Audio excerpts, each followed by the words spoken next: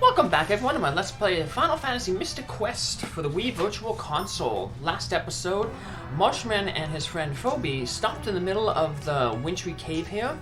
They were going to this cave to try to defeat a bandit who had the Libra Crest. The Libra Crest is needed to activate a warp to the Life Temple.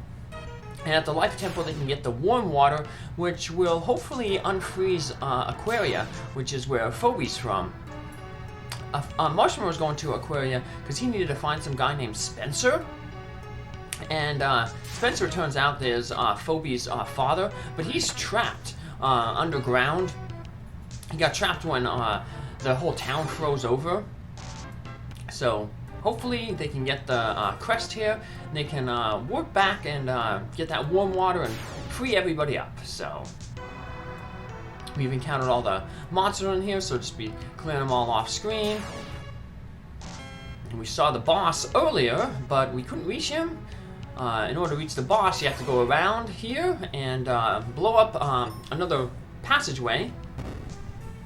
And this will take us now to, or set us on the route to where the boss is. So, still got a long room here we've got to clear out, a lot of enemies, but it's all good because it'll help Marshman gain another level of experience. So, I'll get another level right in time for the boss. So he's still a little behind Phoebe, but that's he's catching up. That's all that matters. So, yeah, nothing. If you have spells left over, most of these enemies are weak to fire. The Edgehogs are weak to fire. The Worms there are weak to Quake, which Marshman has. Marshman also has the fire, and Phoebe has the fire. They can both take out those Edgehogs. So feel free to use up all your spells other than your white magic, the healing magic, because the boss doesn't have any weaknesses. You think that, you know, he'd be weak to any spells. You think that, you know, hey, he's an ice boss, he'd probably be weak to fire, but nope. So we'll just be taking him out with regular weapons. So feel free to use your spells to get rid of the more annoying enemies. Most annoying being these centaurs that's guarding that chest over there. But yeah, nothing up there. And we got one more enemy to go, finish it off, and then we have the boss. So he's not too tough of a boss. He comes with 2 little minions, so it's going to remind you of Final Fantasy Legend 3, where the bosses usually had like a minion on each of its side. So, but Phoebe can take out the minions real easily because they're all weak to the shoot element, or the shoot weapon type, and Phoebe, wielding the bow, has that type. So for our next boss, that'll be weak against axes, and Marshman can switch back to his axe to take care of it. So this guy has a few multi-targeting attacks, but nothing really bad to worry about. So just heal when needed. Both Marshman and Phoebe have healing, so shouldn't be much of a problem. Cure basically heals you all to 100%. So it looks like we've managed to poison him with the catclaw, so he'll be taking 99 damage between rounds. So that'll definitely help out a bit. Help speed up this process. I wonder why a squid would steal that crest, the Libra Crest. I figured it would be like a humanoid bandit or something like that.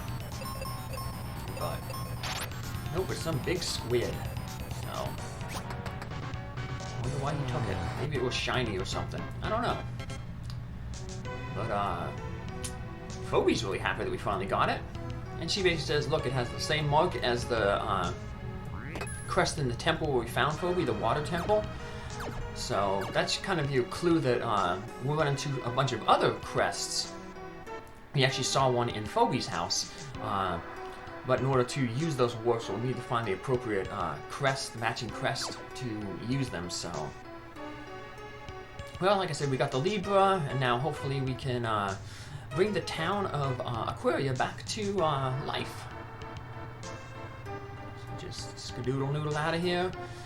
I said if we take out all the enemies on the way through the cave, we don't have to worry about anybody on the way out. So... it's a matter of walking back. Eventually, we'll get the exit spell, but that's from a future battlefield, so... some of the battlefields in the future will have, will give out spells for us to learn. Right now, they've just been giving out, mainly gold. A few have given out, items. We got that, crest and the magic ring. 2 defensive items from one, and some give out experience. But gold has been probably about 70% of them. So, speaking of battlefields, now that we've defeated the Wintry Cave, we're opening to a new one here. So, I'm gonna off-screen everyone except for the final one here. We got these desert hags. They are also weak to fire.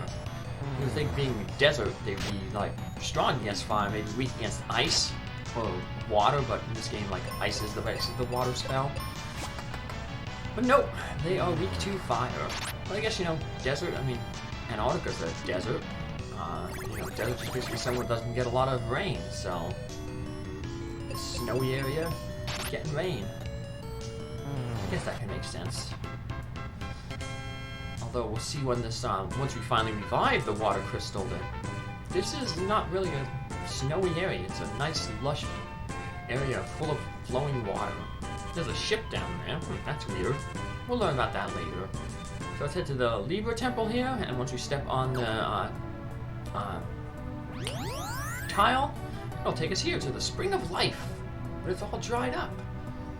The water's dried up. It's hopeless now. Don't give up yet. There's someone inside. Let's have a look. So, head up, and we're gonna run into that mysterious man again. Aquaria's in great danger. I know that. We need wakewater to melt the ice. But the wakewater is dried up. It's hopeless. Hear me. All that's left of the wakewater is in this bag. Take it and go to Aquaria. So we got a little bit of wakewater. Sadly, we'll find out that it will not be enough to restore the entire village. But, like I said, we could get those brown chests if we want to, because they respawn, but we're not going to do that. We can challenge ourselves a little with the game. So you head back to Aquaria. As soon as you enter, you get this little cutscene. You walk right toward this plant. We tried to unthaw it with a bomb. Remember the first time we came in here? Didn't work. The wakewater works, though.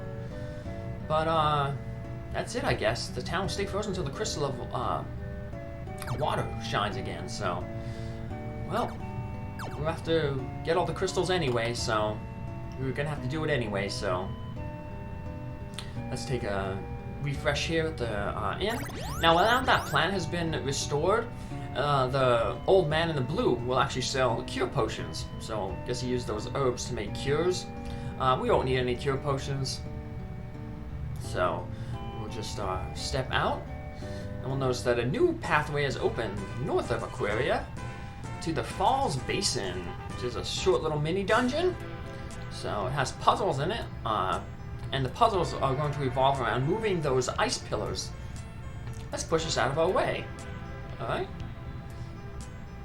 But basically, it involves pushing those ice pillars around the areas to make jumps so you can cross tiles or big, large gaps. So I'm just looking at my map here. Okay, so we got a 3 tile there. We're going to have to jump across, so we'll put it in place there. I'm going to go through here, fight some more of the desert hags. We have another new enemy in here, the Lamia. But all we have in this area is Lamias and these desert hags. We already fought the desert hags in that battlefield. But, like I said, I'd like to show off what each kind of encounter looks like when you talk with it sprite on screen. There's a boss monster up there. That one will have some weaknesses, so be weak to our axe.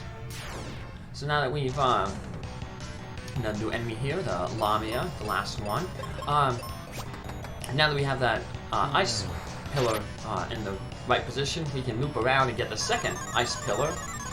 And then we're going to push that to a place so we can get to access the third ice pillar. And then we're going to have to move both the second and the third ice pillar to finish off this dungeon. So, we take out the Lamia, put us to sleep. And now we have access to the second pillar here. We're going to push it right up in the middle there. And now we're going to jump right across. And that'll take us to the ledge right above where that other Lamia is there. So then we have access to the third. Like I said, we're going to have to remove the second and the third ice pillar. Because to get to that crab that we saw, we're going to need to clear out 2 large gaps. Just push it here, push it up that way, otherwise we don't want to get stuck. So it doesn't matter which one we push to solve the first part of the puzzle. One of them is going to have to go into this little area over here. And I mess up, not here, but with the next one. But you have to kind of pretend that there's a little gap between the edge and where the ice pillar is, and you'll see how I kind of mess up a little bit there, but we'll fix it. So this next one's going to go up this way to cross this little gap here. But it looks like there's only a 1 tile gap between there, and you'd be able to jump, but you have to actually push it down next to the gap. But you'll see that in just a little bit. Yeah, it's been a while, so I messed up there a little bit, but it's not bad, because like I said, once you defeat the enemies, they all disappear, so it's just a short little backtrack. We get more bombs, which is good, because we're going to get a new type of bomb after we defeat the crab monster. So yeah, it looks like there's only 1 pillar tile there, but I guess it counts the ledge as a tile, so that's alright, we can easily just backtrack. But yeah, that wall behind the crab, if you noticed, it's a one that can be destroyed by bombs. But unfortunately, it's not going to be able to be destroyed by regular bombs. We're going to have to get a more powerful type of explosive.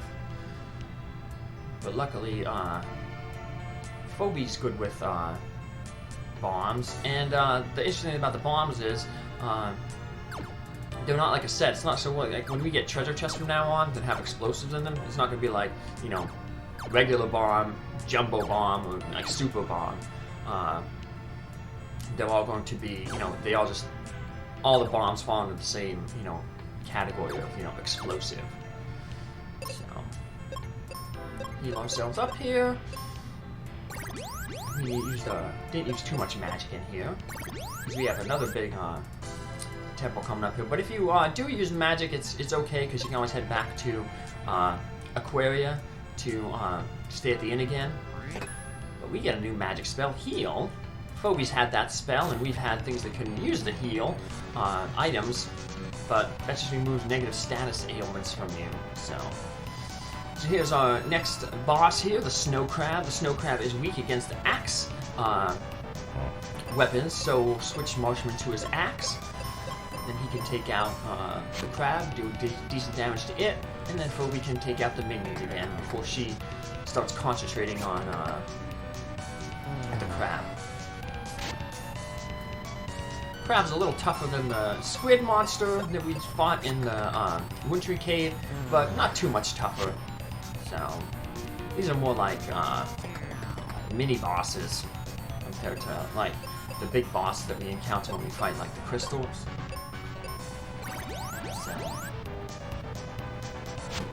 Just take him out. Like I said, we're doing basically like 500 damage or so per turn, so it won't take it too long to take this guy down.